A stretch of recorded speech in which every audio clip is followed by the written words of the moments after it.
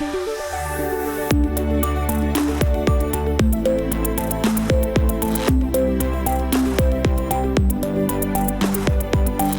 is the Future of Automotive with Steve Greenfield.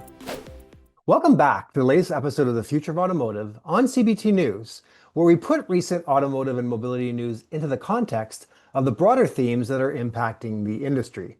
My name's Steve Greenfield. I'm from Automotive Ventures, and I'm very glad that you could join us this week. Back in the early days of the internet, something fascinating happened. As search engines, especially Google, grew in prominence, a brand new industry emerged almost overnight, the business of trying to reverse engineer Google's algorithm. At first, it was all about backlinks. The more you had, the higher you climbed in the rankings. Then Google got smarter. It wasn't just about how many links you had, but where they came from. Each time Google rolled out a new update, the SEO industry scrambled to adapt or exploit it. Too many keywords and your site could be blacklisted, too few and you disappear into obscurity. Fast forward to today, and while the tools have changed, the obsession hasn't. Website owners still pour endless energy into figuring out how to generate traffic organically from Google through blogs, podcasts, YouTube, TikTok, you name it. But now the game itself is changing, and in a way that could rewrite the rules of the internet as we know it. Artificial intelligence is quietly, but very quickly, reshaping how people navigate the web. Instead of typing questions into search engines, users are increasingly asking chatbots, tools like ChatGPT, to give them direct answers. Not a list of links, not a collection of sources, just the answer. And that will have huge implications on the industry. Content publishers, everyone from news outlets to Wikipedia to sites like TripAdvisor and WebMD, are watching their traffic plummet. One study estimates the traffic from search engines has fallen about 5% in just a year.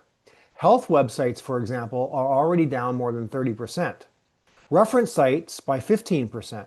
TripAdvisor has lost a quarter of its visitors, and WebMD has lost half of its visitors.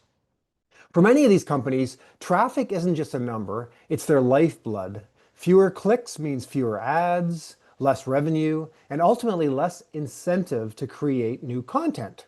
And that's where this gets very, very tricky. AI by design doesn't send you to the source, it summarizes, paraphrases, and packages information drawn from those very sites.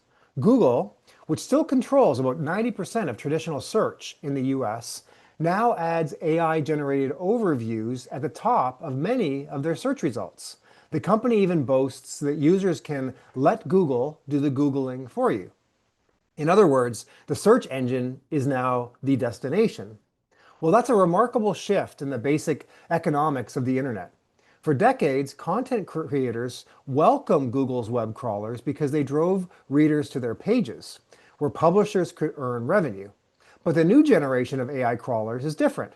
They read, they learn, they repurpose, but they don't necessarily send the reader back to these sites. Since ChatGPT launched in late 2022, around 800 million people have used it. And now it's the most downloaded app on the iPhone.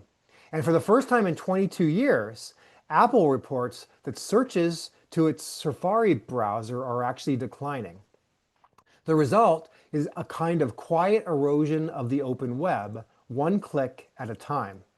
We've heard predictions before that the web was dying, social media was supposed to replace it, then mobile apps.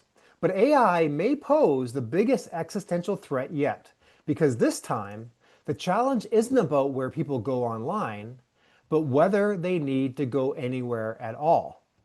If AI continues to dominate how we access information, the very system that has sustained the internet, creators making content, users visiting that content, and then advertising funding all of this, may need to be reinvented from the ground up. And all of this raises a very sobering question. As AI makes it easier to find answers, who's going to keep creating them? So with that, let's transition to our companies to watch. Every week, we highlight an interesting company in the automotive technology space to keep an eye on.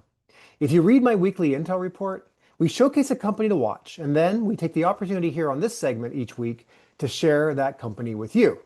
Today, our new company to watch is called VinQ. VinQ provides a unified vehicle lifecycle management solution for retail automotive dealers, driving efficiency, profitability, and growth. VinQ allows dealers to plan their inventory operations, source vehicles from multiple locations, manage their vehicle inventory operations, and sell the car to the right buyer. Dealers using VinQ experience on average $2 million in additional gross profit and 1.4 times faster turn. If you'd like to learn more about VinQ, you can check them out at www.vinq.com. So that's it for this week's Future of Automotive segment. If you're an auto tech entrepreneur working on a solution that helps car dealerships, we want to hear from you. We are actively investing out of our dealer fund. Don't forget to check out my first book, The Future of Automotive Retail, and my second book, The Future of Mobility, both of which are available on Amazon. Thanks as always for your ongoing support and for tuning in to CBT News for this week's Future of Automotive segment, and we will see you next week. Thanks for watching The Future of Automotive with Steve Greenfield.